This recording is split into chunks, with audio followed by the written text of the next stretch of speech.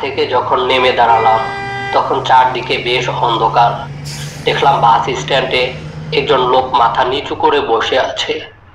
আমাকে এখান থেকে নিয়ে যাওয়ার জন্য কেউ একজন আসার কথা, তাই আশেপাশে আর কাউকে দেখতে না পেয়ে তার দিকে এগিয়ে গেলাম। আমার পায়ের শব্দ শুনেই লোকটা উঠে দাঁড়ালো। আপনি কি সরোজ ভাই? হ্যাঁ, আমি সরোজ। মামা তাহলে আপনাকেই পাঠিয়েছে? হ্যাঁ, আমারই পাঠাইছে। চলেন হাঁটা শুরু করি, অনেক রাত হয়েছে, এখন ভ্যান রিক্সা পাওন যাব না। এই বলে লোকটা হাঁটা শুরু করলো। আমিও আর দেরি না করে তার পিছু পিছু হাঁটা শুরু করে দিলাম। একটু পরেই আমরা গ্রামের শুরু রাস্তায় এসে পড়লাম। চারদিকে ঝিঝি পোকার ডাক আর মাটির গন্ধ। আমার বেশ ভালোই লাগছে। আসলে আমার এর আগে কখনো গ্রামে সেভাবে থাকা হয়নি। আমার বেড়ে ওঠা শহরে। বন্ধুদের কাছে গ্রামের গল্প শুনে আমারও মনে হলো একবার কিছুদিন গ্রাম থেকে গ্রামের মজাটা উপভোগ করা দরকার। আর তখনই মনে হলো আমার ছোট মামা কিছুদিন আগেই চাকরি সূত্রে একটা গ্রামে থাকা শুরু করেছে। তাই মামাকে একবার ফোন করেই আমার এই গ্রামে আগমন। আমি সেই বিকালে এসে বসে আছি, আপনি সন্ধ্যার মধ্যে আসলেই একটা ভ্যান রিক্সা পাইতাম। হ্যাঁ, রাস্তায় গাড়িটা একটু সমস্যা হওয়াতে রাত হয়ে গেল। আর তার জন্যই তো ভয় পাচ্ছি, এখন কোনো বিপদ আপদ না হলেই ভালো। বিপদ? কিসের বিপদ? বাদ দেন, আপনারা শহরের লোক, এসব বিশ্বাস করবেন না। আমি শুনেছি আমাদের দেশের গ্রামগুলোতে এখনো নানা কুসংস্কারের প্রচলন আছে।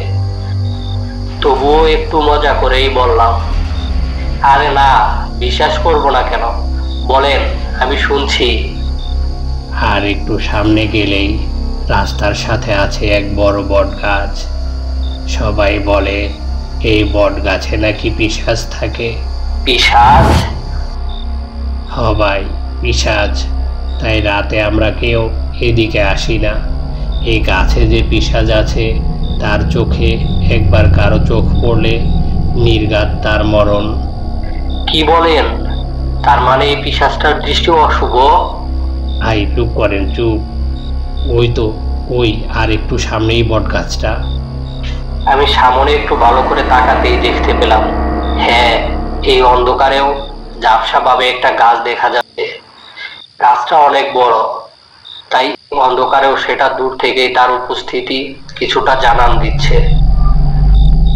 মাথা নিচা করে চলে যাবেন ভাই, গাছের পাশ দিয়ে যাওয়ার সময় ভুলেও গাছের দিক তাকাবেন না। সবাই বলে যদি ওই পিশাচের চোখে চোখ না পড়ে তাহলে আর কোনো সমস্যা নেই। কথা বলতে বলতে আমরা ইতোমধ্যে গাছটির কাছেই চলে আসলাম। আমি যেহেতু এসব গ্রাম্য কুসংস্কার বিশ্বাস করি না, আমার এত বড় একটি গাছ দেখে ভীষণ কৌতূহল থেকেও আমি গাছটির দিকে এক নজরে তাকিয়ে হাঁটছিলাম। গাছটি এত বড় যে আমি অবাক না হয়ে পারছিলাম না। দেখে মনে হচ্ছিল অনেক পুরনো একটি গাছ। তারপর হঠাৎ করে মনে হলো দুটো লাল চোখ। হ্যাঁ, দুটো লাল চোখ গাছটির দুটো ডালের মাছ থেকে আমার দিকে তাকিয়ে আছে। আমি মনের অজান্তেই ভয়ে গাছটি থেকে একটুর জন্য আমার চোখ সরিয়ে নিলাম।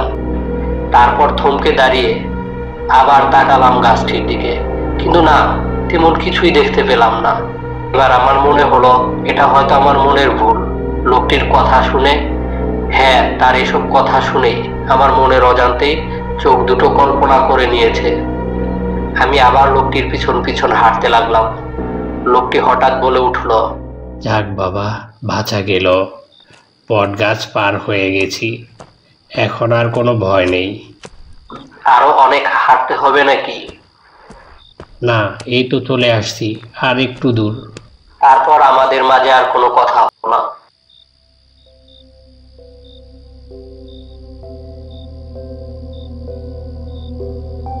একটু হাঁটার পরেই সামনে একটা বাড়ি দেখা যাচ্ছিল। এবার লোকটি বলে উঠলো, ওই তো বাড়ি দেখা যাচ্ছে, আপনি বাড়ি যান ভাই, অনেক রাত হয়েছে তো, আমি এখন আমার বাড়ি যাই। এই বলে লোকটি আমাকে আর কিছু বলার সুযোগ না দিয়েই উল্টো দিকে হাঁটা শুরু করলো। আমিও আর বাইরে দাঁড়িয়ে না থেকে বাড়ির দিকে এগিয়ে গেলাম। দরজা knock করার একটু পরেই ছোট মামা দরজা খুলে দিল। তারপর অবাক হয়ে বলল, আরে সরস, তুই এসেছিস? এত রাত হলো যে। আমি আমার অফিসের এক পিয়নকে পাঠিয়েছিলাম, ও তো সন্ধ্যায় ফিরে এসে বলল তোকে নাকি পায়নি, তুই আসিসনি। আর এদিকে দেখ, কাল জ্বর হয়েছে, তারপর থেকেই আর কারেন্ট নেই, ফোনও বন্ধ, তোকে যে একটা কল দিব সেটাও পারছি না। এবার যেন আমার মাথায় আকাশ ভেঙে পড়লো। আমি তাহলে এতক্ষণ কার সাথে হেঁটে আসলাম? আমার মাথা আর কাজ করছিল না। কিরে, কথা বলছিস না কেন? বাড়ি খুঁজে পেলি কি করে? না মানে, তোমাকে তো গ্রামের অনেকেই চিনে, তাই লোকজনদের জিজ্ঞাসা করে বাড়ি চিনে নিতে সমস্যা হয়নি। ও, ভিতরে আয়। রাত যেহেতু অনেক হয়েছে, তাই ফ্রেশ হয়ে আসতে আসতেই মামা আমাকে খাবার দিলেন। মামাকে আর ওই লোকের কথা কিছু বললাম না, তাহলে ভাবতে পারে আমি ভয় পেয়ে গেছি। আর মাকে এটা বললে আমাকে কালকেই এখান থেকে ফিরে যেতে বলবে। তারপর রাতে খাবার খেয়ে আমি আমার জন্য নির্ধারিত রুমে চলে গেলাম। আমার সাথে ঘটে যাওয়া ঘটনাটা বারবার মাথায় ঘুরতেছিল। সারাদিনের জার্নিতে শরীরটা ক্লান্ত, তাই মাথায় অদ্ভুত চিন্তা ঘুরছে। একটা ফ্রেশ ঘুম দিতে হবে।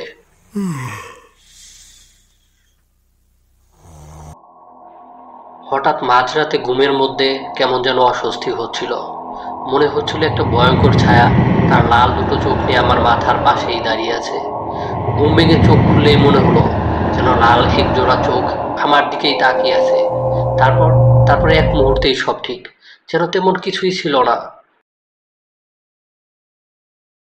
সে রাতে আর ভালো ঘুম হলো না আমার, তাই সকালে ঘুম ভাঙতে অনেক দেরি হলো। ঘুম থেকে উঠে দেখি মামা অফিস চলে গেছে। আমার খাবার টেবিলে রাখা ছিল, আমি খেয়ে নিলাম। রোদ একটু কমে গেলে বিকালে গ্রাম দেখতে বের হব, এই ভেবে একটা বই নিয়ে পড়তে লাগলাম। এভাবে ঠিক কত সময় বই পড়েছি খেয়াল নেই, আর গত রাতের বিষয়টা ভুলেই গিয়েছিলাম। এমন সময় হঠাৎ দরজাতে শব্দ শুনতে পেলাম। দরজা খুলেই দেখি গত রাতের সেই লোকটা। হ্যাঁ, সেই লোকটাই দরজার সামনে দাঁড়িয়ে আছে। আরে আপনি কেমন আছেন? ভালো আছি ভাই। আপনি তো সরোজ ভাই। কাল তো আপনাকেই আনতে বাস স্ট্যান্ড পাঠাইছিল স্যার, কিন্তু আসতে এত দেরি করলেন যে আমি সন্ধ্যার পর ভাবলাম আপনি আর হয়তো আসবেন না, তাই ফিরে আসলাম। পিয়ন লোকটির কথা শুনে তো আমার হুঁশ উড়ে যাওয়ার অবস্থা। এ তো সেই লোক যার সাথে আমি কাল হেঁটে হেঁটে বাড়ি আসলাম। আপনার দুপুরের খাবার নিয়ে আসলাম। স্যার তো এখানে একাই থাকেন, তাই খাবারগুলো আমার বাড়ি থেকেই রান্না করে আমি দিয়ে যাই। আজকে স্যারের ফিরতে একটু দেরি হবে, আজকে নাকি কাজ একটু বেশি, আপনাকে সাবধানে থাকতে বলেছে। ও হ্যাঁ, দেন। খাবার নিয়ে আর কোনো কথা না বলে আমি ঘরের ভিতর চলে গেলাম।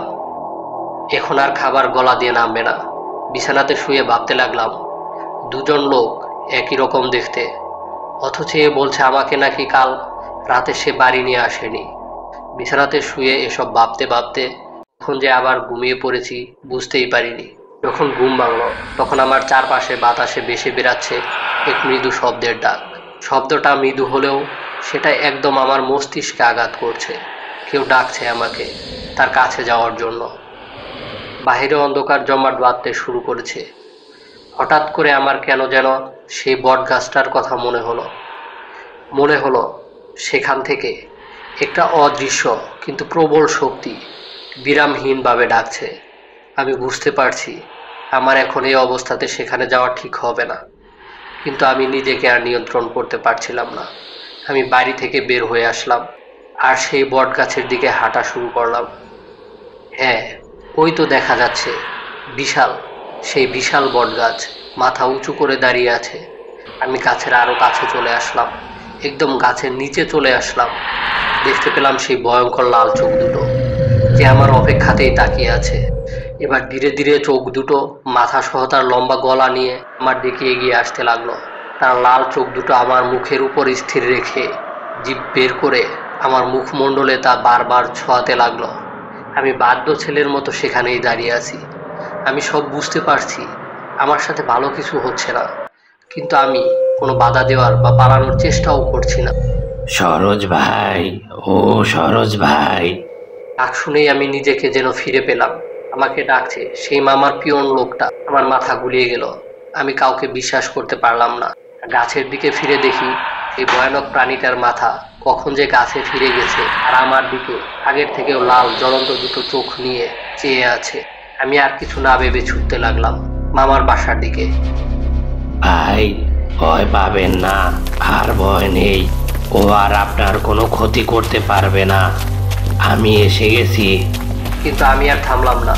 নিজের সমস্ত শক্তি একত্র করে ছুটতে লাগলাম মামার বাড়ির দিকে। মামার বাড়ির সামনে এসে আর পারলাম না। জ্ঞান হারানোর আগে শুধু বুঝতে পারলাম আমি মাটিতে মুখ থুবড়ে পড়ে গেছি। জ্ঞান ফিরে দেখে আমি খাটে শুয়ে আছি। পাশে মামা, সেই পিয়ন, আর একজন হুজুর। কিরে, কি হয়েছে তোর? আমি অফিস থেকে ফিরে দেখি তুই দরজার সামনে পড়ে আছিস। আমি সবাইকে সব খুলে বললাম। সব শুনে মামা বলে উঠল, কি বলিস? কালু তো আমার সাথে ছিল, আর অফিসের কিছু ফাইল নিয়ে সেও আমার সাথেই এখানে এসেছে। হ্যাঁ, বুঝতে পেরেছি। সরোজ পিয়ন রূপে যাকে দেখেছে সে আসলে একটি ভালো আত্মা। তার জন্যই সরোজ এখনো বেঁচে আছে। না হলে কাল রাতে আসার সময় ও মারা পড়তো। পিয়ন কালু রূপে ওই শুভ আত্মা একবার নয়, সরোজকে তিনবার বাঁচিয়েছে পিশাচটার হাত থেকে। 3 বার? হ্যাঁ, 3বার। যখন তুমি গ্রামে আসো তখন, কাল মাঝরাতে, আর আজকে সন্ধ্যায়। হুজুর, এখন তাহলে আমাদের করণীয় কি? এর থেকে বাঁচার কি কোনো উপায় নাই? সরোজকে এখান থেকে চলে যেতে হবে। আর কখনো এই গ্রামে আসা যাবে না। আর আমি একটা মাদুলি দিব, এটা সারা জীবন সাথে রাখতে হবে, কখনো খোলা যাবে না। পরের দিন সকালেই মামা আর মামার পিয়ন আমাকে বাসে তুলে দিতে রওনা হলো। সেই একই রাস্তা, সামনেই বটগাছ, যেখানেই গত রাত্রে আমার মৃত্যু রচনা হচ্ছিল। হঠাৎ একটু দূরে মামার পিয়ন কালুকে দেখতে পেলাম, কিন্তু কালু তো আমার পাশেই হেঁটে যাচ্ছে। হ্যাঁ, আমি বুঝতে পারলাম দূরের সেই কালু হচ্ছে আমার সেই বন্ধু, সেই শুভ আত্মা, যার জন্য আমি বেঁচে আছি এখন। আমার সেই বন্ধু দূর থেকে আমাকে হাত নেড়ে বিদায় জানাচ্ছে। আমিও হাত নেড়ে তাকে বিদায় জানালাম, আর মনে মনে বললাম, ধন্যবাদ বন্ধু, আমাকে নতুন জীবন দেওয়ার জন্য। ধন্যবাদ বন্ধুরা ভিডিওটি শেষ পর্যন্ত দেখার জন্য। ভিডিওটি ভালো লেগে থাকলে লাইক, কমেন্ট ও শেয়ার করতে ভুলো না। এমন আরও ভূতের রোমাঞ্চকর সব ভিডিও পেতে চ্যানেলটি সাবস্ক্রাইব করে পাশের বেল বাটনটি বাজিয়ে দাও।